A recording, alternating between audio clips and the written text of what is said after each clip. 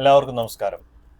ഒരിക്കൽ ഒരു പള്ളിയിൽ വിശുദ്ധ കുർബാനയ്ക്ക് ശേഷം ഒരു ചേച്ചി മുട്ടുകുത്തി നിന്ന് കണ്ണീരൊഴുക്കി കൈകൾ വിരിച്ചു പിടിച്ച് പ്രാർത്ഥിക്കുന്നത് വികാരിച്ചൻ്റെ ശ്രദ്ധയിൽപ്പെട്ടു. 1 മണിക്കൂർ കഴിഞ്ഞു, 2 മണിക്കൂർ കഴിഞ്ഞു. ആ ചേച്ചി മുട്ടുകുത്തിയും ഇരുന്നും നിന്നുമൊക്കെ കണ്ണീരൊഴുക്കി പ്രാർത്ഥിക്കുകയാണ്. വികാരിച്ചന് എന്തോ ഒരു പന്തികേടുണ്ടെന്ന് തോന്നി ആ ചേച്ചിയുടെ അടുത്ത് എന്ന് ചോദിച്ചു, ചേച്ചിക്ക് എന്താണ് ഇത്ര സങ്കടം?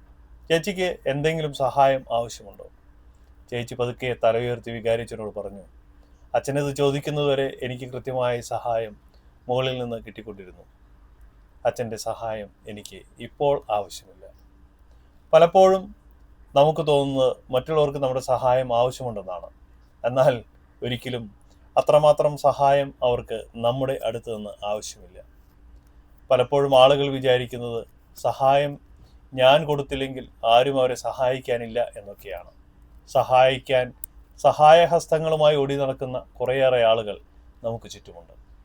ഇങ്ങനെ പറഞ്ഞു വരുമ്പോൾ എൻ്റെ മനസ്സിലേക്ക് വരുന്ന ചെറിയൊരു സംഭവമുണ്ട്.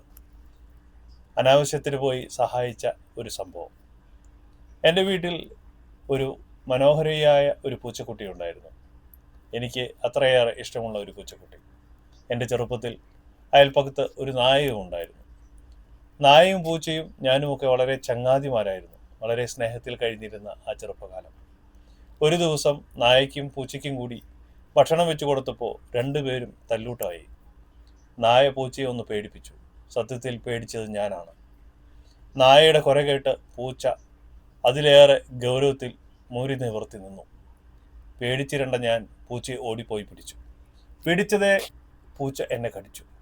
കാരണം ഞാൻ ഓർത്തത് പൂച്ചയ്ക്ക് രക്ഷപ്പെടാൻ എൻ്റെ സഹായം ആവശ്യമുണ്ട് എന്നായിരുന്നു. പക്ഷെ തെറ്റിദ്ധരിച്ചത് ഞാൻ തന്നെയാണ്. പൂച്ചയ്ക്ക് എൻ്റെ സഹായം ആവശ്യമില്ലായിരുന്നു.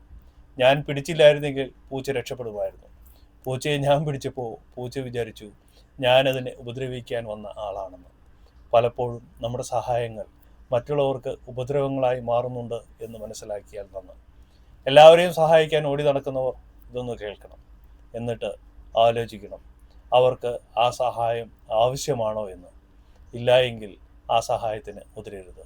എല്ലാവർക്കും ശുഭദിനം.